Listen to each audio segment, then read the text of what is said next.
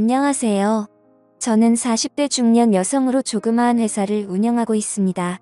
남부럽지 않은 부유한 가정에서 자라나 아버지 회사 하청업체로 별 어려움 없이 살아가고 있습니다. 결혼도 남들이 부러워할 정도로 짱짱하게 하였습니다. 서로가 바쁘다 보니 우리는 결혼 5년이 지나도록 아이를 갖지 못하다가 늦게 임신을 하게 되었습니다. 남편이 정말 좋아했으나 나는 그렇게 바라던 아이가 아니었습니다. 우선 나는 아기를 키우는 것보다 회사 일하는 것이 더 재밌고 적성에 맞았거든요. 회사 일하면서 업자들 만나고 친구도 만나고 그런 것이 좋았지 애들 키운다고 방콕 신세 지는 것을 별로 좋아하지 않았습니다. 그러나 결혼을 하였으니 가정을 이어나가려면 아기가 있어야 하는 건 당연하며 기분 좋게 최교도하면서 미래 애들에 대한 꿈을 키워나갔습니다. 점점 배가 부르고 이 애를 잘 키워야겠다는 생각에 어쩔 수 없이 남편과 한방을 쓰지 않았습니다. 남편도 직장일로 허구한 날 바쁘다는 핑계로 술을 마시고 오더니 임신 중인 나와는 한마디 말도 없이 직장에 사표를 내고 변호사 개업을 하게 되었습니다. 물론 변호사가 돈도 많이 벌 수가 있지만 나는 돈보다는 명예를 중요시하였기에 직장에 더 다니길 바랐는데요. 그 일로 인해 남편과 심하게 다투었습니다. 남편이 변호사 개업을 하고 나니 퇴근도 전에보다 훨씬 더 늦어지고 술자리를 하는 경우도 훨씬 더 많았습니다. 물론 변호사라는 직업이 그럴 수도 있겠다고 생각했는데 어느 날 남편이 외도한다는 걸 듣고 도저히 억울해서 잠을 잘 수가 없었습니다. 그래서 당시 심부름센터를 통해 남편의 외도 현장을 목격하고 증거를 잡았습니다. 처음에는 남편이 잘못을 인정하고 다시는 안 그러겠다고 했으나 시간이 지나도 외도는 그칠 줄 몰랐습니다. 그래서 나도 이혼하기로 결심하고 뱃속에 있는 애를 남편과 한마디 상의도 없이 없애버렸습니다. 그러자 남편도 더 이상 어쩔 수가 없었는지 이혼을 하자고 하여 우리는 합의 이혼을 하였죠. 난 세상이 귀찮아서 조용한 저층 연립주택으로 이사를 와서 혼자 살았습니다. 아버지께서는 재혼하라고 수없이 말씀하셨지만 난 독신으로 살기로 마음을 굳혔고 혼자서 인생을 즐기며 멋있게 산다는 생각을 했습니다. 회사도 열심히 경영하고 회사 규모도 엄청 커져 나갔습니다. 이렇게 혼자 살고 있으니 뭔가 불편한 점은 많았습니다. 집안에도 남자가 할 일, 여자가 할 일이 따로 있는데 난 두 가지를 다 해야 하니 힘들 때도 한 번씩은 있었습니다. 그러던 어느 날 초여름 밤이었어요. 퇴근하여 드라마를 보고 있는데 갑자기 방 안에 뭔가 타는 냄새가 나면서 연기도 약간 나는 것 같았습니다. 낮이라면 어디든지 연락을 해서 조치가 가능하지만 밤이라서 방법이 없었습니다. 아파트 관리소는 있지만 전원주택이라서 밤에는 관리소에 근무하는 사람이 없습니다. 정말 이럴 때 남편이 필요한 건데 이미 없는 남편 찾는 것은 죽은 아들 불알 만지는 것과 같이 무슨 소용이 있겠습니까? 할 수 없이 멀리 떨어진 오빠한테 전화를 했더니 우선 코드를 다 뽑으라는 것이었습니다. 그렇게 하고 깜깜한 방에 가만히 있으니 갑자기 무서워서 견딜 수가 없었습니다. 그래서 할 수 없이 옆집 아저씨의 도움을 받기로 했습니다. 옆집 아저씨는 출퇴근하면서 몇 번 지나치면서도 인사 정도는 하였는데 아직 어떤 사람인지 결혼은 했는지 부인은 어떤 사람인지 전혀 몰랐습니다. 그러나 내 처지가 워낙 급하다 보니 그런 체면이나 남을 생각하는 겨를이 없이 무작정 앞집 배를 눌렀습니다. 그때가 밤 10시쯤 되었는데요. 띵동 누구세요? 앞집인데요. 잠깐만 기다리세요. 그래서 밖에서 기다리는데 그 시간이 그렇게도 긴 시간인지 정말 길게 느껴졌습니다. 이윽고 문을 열어주는데 나이는 저와 비슷한 또래의 남성으로 방금 샤워를 하고 나왔는지 머리는 감았다가 그냥 수건으로 닦은 정도였고 특유의 남자 화장품 냄새가 났습니다. 아마 제가 배를 누르는 순간 샤워하고 나와서 머리를 닦고 화장품을 바르고 바로 나오느라 문을 늦게 연 것 같았습니다. 그 남자는 저를 보더니 아이고 죄송합니다. 샤워하느라고 하면서 머리를 말리는 모습이 참 순진하게 보였습니다. 그래서 자초지종을 설명했죠. 우리 집에 현재 전기 콘센트에 연기가 나고 냄새가 난다고 했죠. 그랬더니 그 남자는 알겠다면서 잠깐만 기다리면 가겠다길래 저는 집에 가지 않고 그 집에서 거실을 이리저리 보았습니다. 집안은 대체로 깔끔하였으며 집안에 장식이 전혀 없는 것으로 보아 여자가 없는 것 같이 보이기도 하였습니다.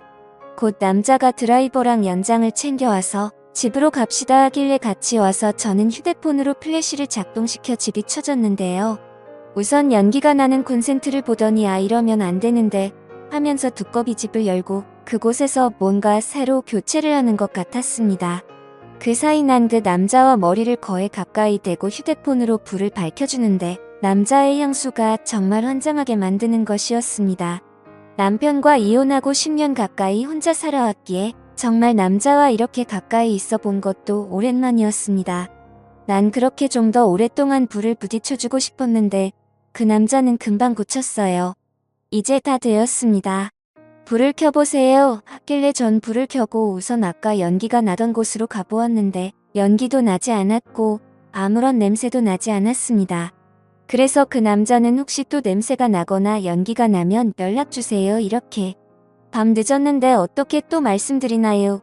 오신 김에 커피도 한잔 하시면서 잠깐만 지켜봐 주시면 안 될까요? 했더니 네 그래요 하면서 난 커피를 준비하는데 정말 기분이 묘했습니다. 남편과 이혼하고는 우리 집에 처음으로 남자가 왔다고 생각하니 이상한 생각마저 느껴졌습니다. 커피를 준비해 마시면서 그 남자가 하시는 말이 남편은 아직 퇴근 안 했어요. 부끄럽지만 이혼을 하고 지금 혼자 삽니다. 그래서 이번에는 내가 사모님은 어디 가셨어요? 안 보이시더라고요 하니까 빙긋이 웃으시면서 사실 우리도 이혼하고 조용한 곳에 와서 혼자 살아요 하시면서 둘이 똑같네 하면서 중얼거렸습니다. 그래서 전기는 어떻게 잘 고치느냐고 여쭈어보니 회사에서 전기 관련 담당자라는 것이었습니다. 이렇게 차 한잔 마시고 고맙다는 인사를 10번이라도 더 하고 보내드렸는데요. 현관에 나가시면서 혹시 전기가 아니더라도 집안에 고칠 것 있으면 말해주세요. 이웃 사촌이 다 좋은 거잖아요 하더라고요.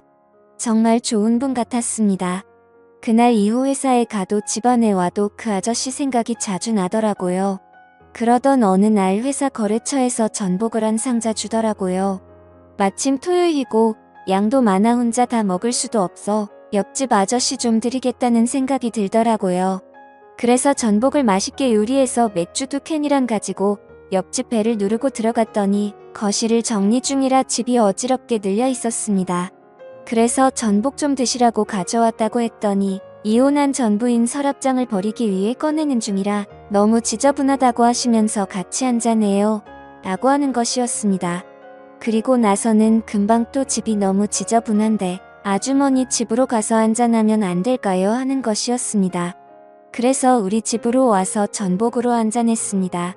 그 아저씨는 자기 집을 아직 정리하느라 식사를 못했다면서 정말 맛있게 드시는 것이었습니다. 내 남자가 아닌 다른 남자지만 맛있게 먹는 걸 보니 너무 보기 좋았습니다. 그리고 아저씨가 일을 해서 그런지 땀을 너무 많이 흘리기에 난 급히 에어컨을 틀어주려고 전원을 눌렀습니다. 사실 여자들은 어지간한 더위에는 에어컨을 잘 틀지 않는 것이 사실이잖아요. 그런데 불상 에어컨이 또 안 되는 것이었습니다.